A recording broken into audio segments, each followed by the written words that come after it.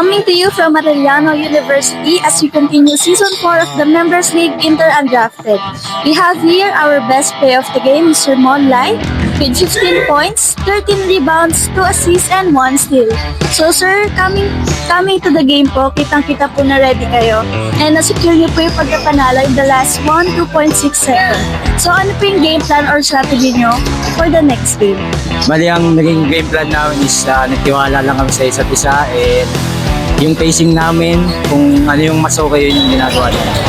So sir, paano niyo po na-handle yung pressure matapos po makita yung galaw niyo during the last game? Bali, yung last minutes, pressure kami, then ngayon, nilapalitan namin. Tiwala kami sa isa't isa.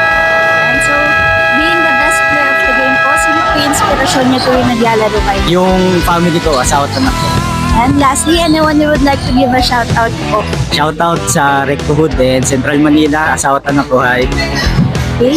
Once again, our best player of the game, Mr. Mon Lai of Team Net Reapers. Please like and follow our FB page and Drafted Ballers. Congrats po!